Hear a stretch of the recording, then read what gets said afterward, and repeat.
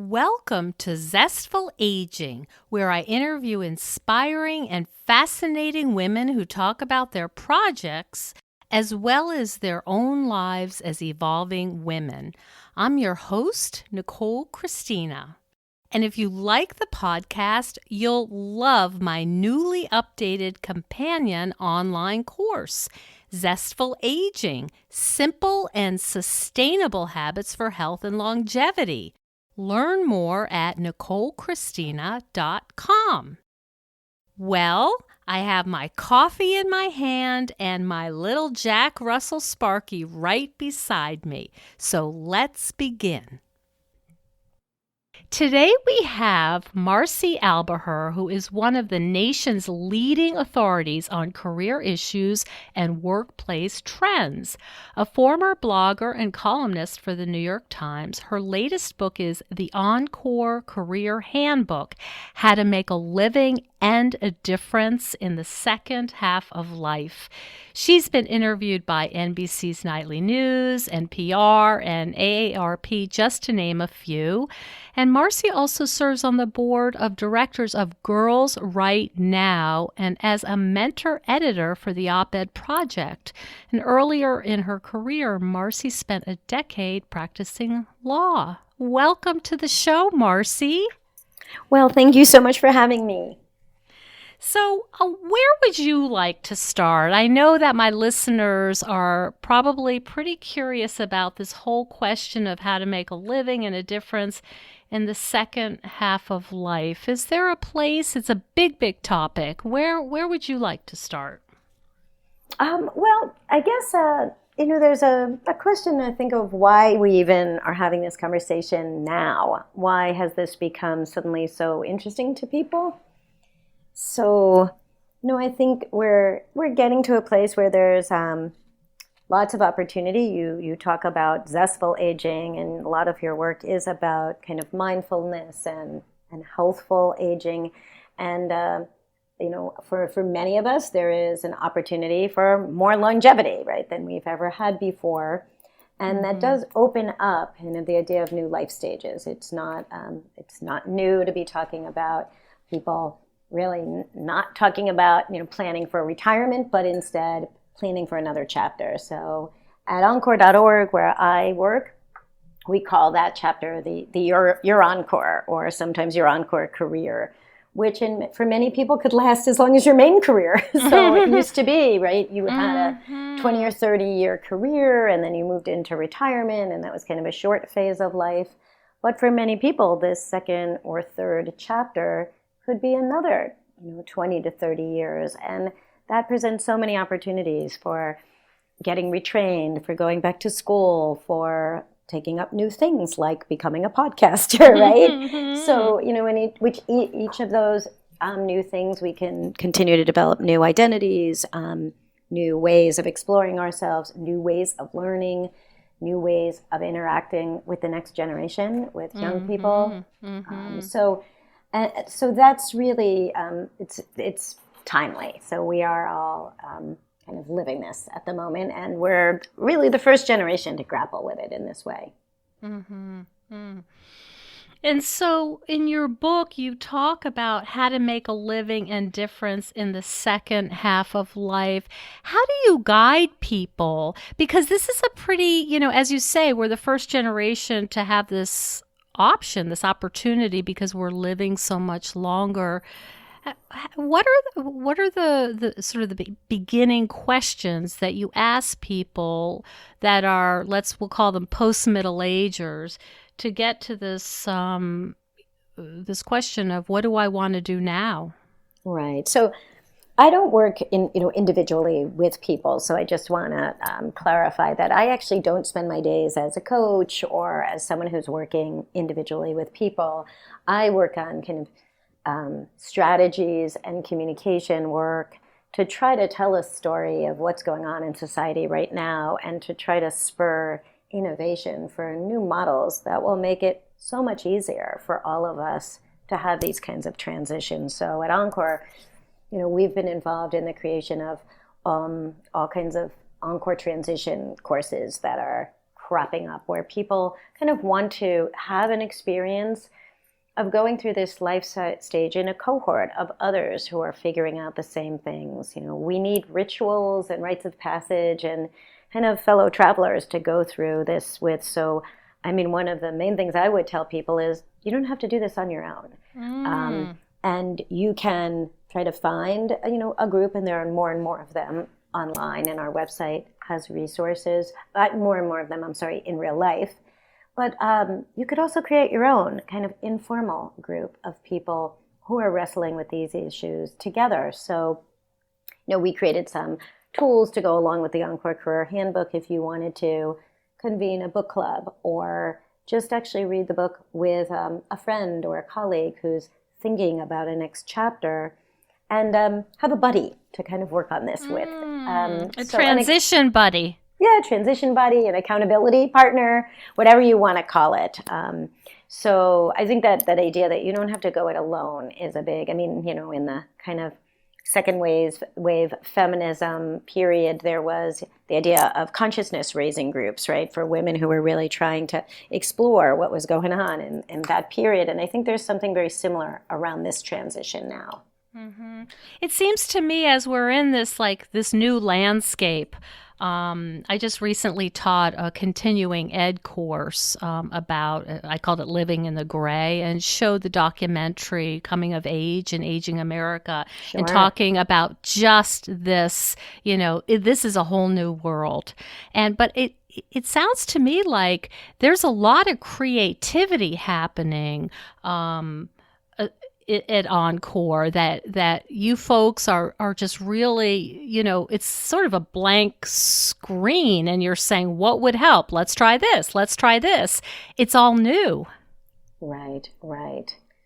So, a big focus of our work right now is about kind of the importance of intergenerational relationships at all stages of life, but particularly as you get older, because kind of one of the hallmarks of the old model of aging was really age segregation, right? You got older and you started moving into places where that weren't about, there's this classic way, right, that communities, you have the empty nest and you leave a neighborhood and move to a place that's more appropriate for a person of your age. And you see who moves in but the family with the young kid, right? And that cycle, this young children, and that cycle goes again and again. And we're thinking a lot and we're looking a lot about models of how could we think about not age separating ourselves, but instead remaining age integrated, whether it happens in our neighborhoods, in our living communities, whether it happens at work.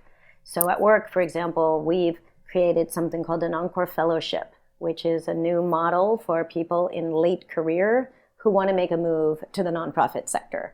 So we've created this one-year fellowship that is designed specifically for that transition. A lot of our work is around social change, so we are working a lot to try to figure out new pathways for people who want to do social change work later in their life. And this is an example of it, the Encore Fellowship.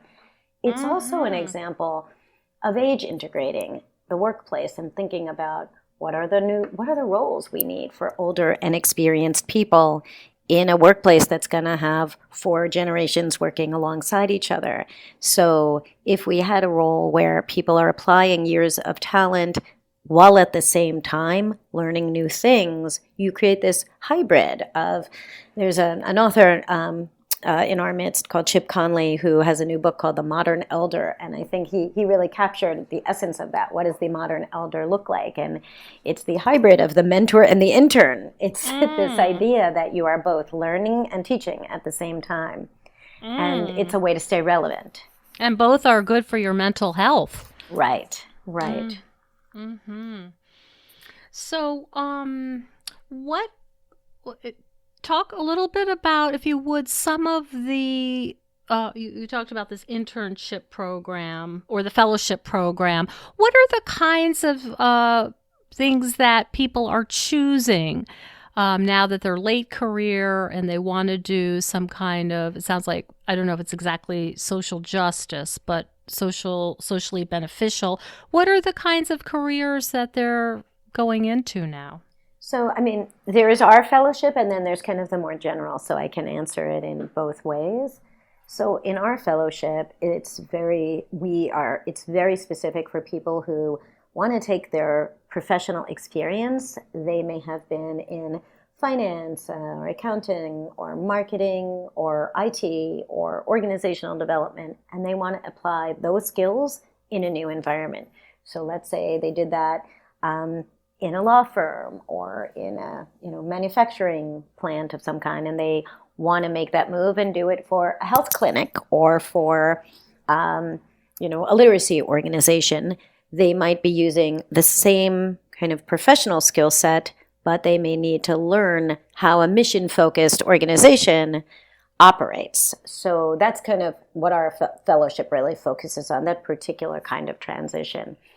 But in writing my book, I interviewed hundreds of people who are doing all kinds of interesting encore work.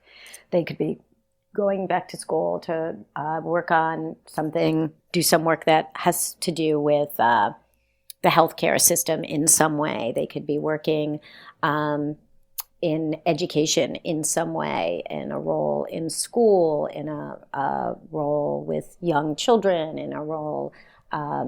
So many people are really gravitating towards wellness, a field that you understand well. There are now wellness coaches and healthcare navigators and all kinds of jobs that there's a category of jobs that have been created by the longevity economy. What do we need in later life? And often it's people in midlife who are providing services to people who are homebound, who are doing home renovations for people who want to age in home rather than moved somewhere else. So that longevity economy is a huge, big area of people who are kind of in midlife themselves and seeing, because they've dealt with aging parents or perhaps spend time as a caregiver, that there are various needs and opportunities for consulting work or for small businesses or for some kind of work in that field. And that's a pretty big field, yeah. Yeah. Do you have a particular story that was near and dear to your heart as you were interviewing people for your book? Did any story or example stand out to you? Oh, I have so many. I think there's so many examples where a hobby or a kind of a passion turned into a job. And I just saw that again and again. Or that somebody went through a life experience and the life experience gave them an idea for a business or what they wanted to do. So just two quick examples. One here in New York where I live is a woman was a graphic designer, worked in art fields and had retired and really became a fine artist, but she developed a hobby as a photographer, and it was a real passion of hers. And she was also quite an animal lover. And she spent some time volunteering at the Central Park Zoo. And over the years, she was working with the animals. She just, as a hobby, started taking photographs of the animals. And eventually, the folks at the zoo just asked her to do various photography jobs that would come up. They wanted to document something that related to the animals. And before long, that became a paid job. And she just had started doing the thing that became the job. So it was just an example of kind of following that interest and also blending many interests into one, right? So this, as you get older, I think it's really common that your separate strands may get braided together in different ways. And so that's very intriguing to me as we age. Mm-hmm. Yeah. I was going to say, has that been true for you as well?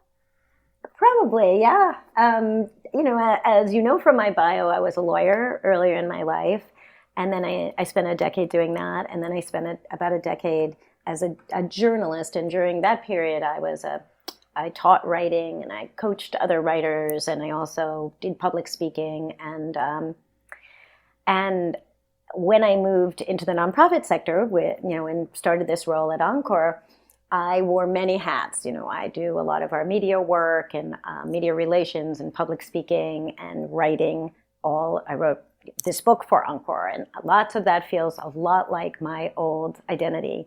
But I'm also now on the management team, and I'm helping to lead a nonprofit and think about its management and its staffing and its HR issues and our fundraising issues. And my legal background is coming in quite handy at that part. And I've always been a strategy kind of person. So instead of having what I call these many slashes, you're a writer slash teacher slash a speaker. I now have one job, but in that job, I get to do many, many of those kinds of things. So my teaching is that, I spend quite a lot of time helping other people in this movement cultivate their voice and introduce them to media for interviews and suggest them as speakers for events. And that's my way of, I help countless people write op-eds and edit for them and brainstorm with them. And so it's a way I get to do my teaching in a very, very different environment and my coaching. Mm-hmm. Wow. Yeah, I can see what you mean by blending. Yeah. Do you want to talk a little bit about Girls Right Now? Oh, sure, sure. And I think before I even do that, I'll just tell you the other, like the big thing that's going on at Encore right now at our organization is we launched a campaign called Generation to Generation, which is about mobilizing people in this life stage to kind of stand up and show up for young people as champions. And it's kind of a segue into Girls Right Now because I feel like Girls Right Now is one of my big Gen to Gen activities. I'm a writer, as you know, and for years I've been very supportive of this organization here in New York that matches New York City high school girls who are interested in writing with professional women writers in one-on-one, very intensive mentorships. So I joined the board of this organization about 5 years ago. And it's a total marrying of my passions and kind of where I think I can have the most impact because it's a small nonprofit and a lot of what I learned at Encore and what we go through is extremely useful now that I sit on the board of another nonprofit who is working to try to raise money and thinking of its strategy issues. And all of the very issues that come before a board are issues that I think about in my day job. But I also am bringing a lot of this idea around intergenerational talent to the model at Girls Right Now, which is by definition an intergenerational mentoring model. And Girls Right Now has really thought about recruiting, women who are at every different life stage so that it's not just what's called a near peer model, which is women, kind of just ahead of those high school girls, but women of all life stages are involved. And it's very similar to, the work we're doing at Encore. So there's a beautiful overlap. Mm-hmm. I'm sure you're aware of some of the work in the Netherlands and other European countries and in Scandinavia, where people are doing this intergenerational living. Yes. Yeah. What are your thoughts about some of their initiatives? Oh, and really creative. And we have some of that going on here too, which, there's a new program that's just starting up called Nesterly. Have you heard about it? I don't think so. Yeah, they're not they're not yet available everywhere, but their idea, and they were started by two young MIT grads. So this idea was not created by older people; it was created by younger people to kind of really think about some ways to cure the affordable housing crisis we have here in this country. And you have, on the one hand, many, many older people who want to be able to afford to stay in their homes. And one thing they might have is a spare bedroom. And you have many younger people, particularly graduate students, who move to a new city and want a reasonable place to live. So this idea put those two populations together. So the idea is that an older person with room to spare would make that room available to a graduate student at a very, very reduced rate in exchange for taking on some chores around the house. And it's kind of a win-win for everyone. So it provides a little financial income to the homeowner. It provides a financial break to the young person who needs the place to stay. And it creates this intergenerational relationship and interaction between the pair. So it's just the kind of innovation that we are interested in that kind of brings the generations together rather than keeping them separated. Mm-hmm. It sounds like you get really excited when you talk about the gen to gen stuff. I definitely do. Yeah. Are there, in your living situation in New York, do you see that in your community happening as well? Well, so many of us in New York live in apartment buildings, as I do. So, in some ways, we have a built-in, and it's very easy to kind of brush up against people at all life stages in the kind of vertical housing that I live in my neighborhood, and that many others in New York. And but doing this work made me realize that you have to go out of your way to do it. You have to kind of figure out what are the ways to integrate yourself into somebody else's life. So, I mean, just this afternoon, I noticed that Meals on Wheels was delivering a meal to someone on my floor who's much older than I am, who I know. I see him. I have visited him at one point. We've introduced each other when I moved onto the floor. But I thought, wow, if he ever wants company, obviously this is a guy in my own floor, right, who's home often. Maybe I could see if he ever, wants to have a cup of tea in the afternoon, or if I could walk over with my dog, if he's a dog lover, and just have a conversation. So I think we have these opportunities to actually just get to know our neighbors a little better. Mm-hmm. Yeah, the basics. The basics. It's all so simple. None of this is very, newfangled. It's often what we don't realize we should be doing just as neighbors. I mean, what's old is new again, right? This Right. is from the beginning of time. Intergenerational relationships were the norm, right? And then we got used to a different way, and loneliness is such an epidemic now. Right. It's really Exactly. causing some problems. At all ends, Um, right? Not and just for older people, for younger people as well. yeah, this is a little bit of a different question because I know there's a lot of women, and I've interviewed a lot of energetic, inspiring women who want to do good things for the world.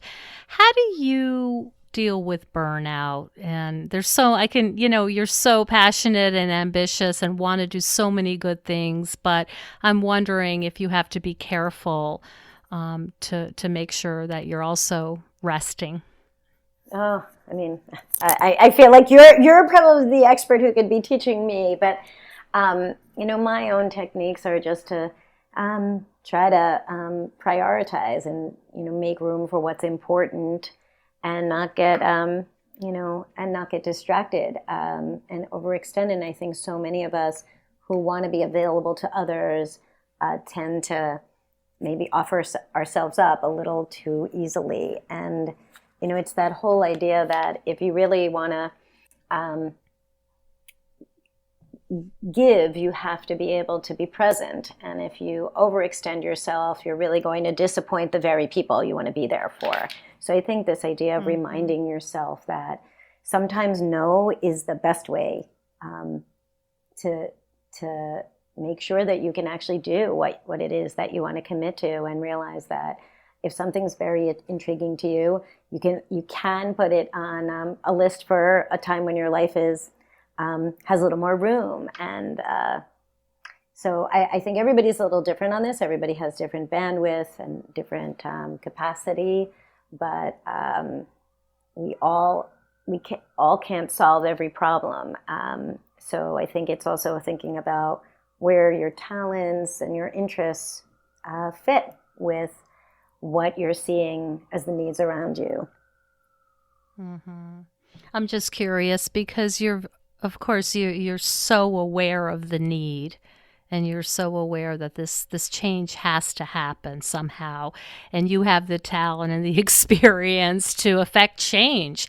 And I'm just sort of wondering how you navigate that line. Like, yeah, if I work another few hours, I could get this much done. I can mentor this many more young women. I can, create new programming for Encore. But I'm also going to be skipping dinner and be cranky. Yeah, I mean, and that's where I think, it goes back to this, like, kind of creating support teams for yourself, and realizing that sometimes it's good to check in with others and have a circle of people that are aware. kind of what we all, right? I think this is a classic kind of women's dilemma. You want to do a lot. You want to, everything calls to you. But that whole expression, put on your own oxygen mask before the child on the plane. Like if you're not able, if you're not really preserving yourself, you actually won't be able to be there for anybody else. So I think you have to listen to yourself and know.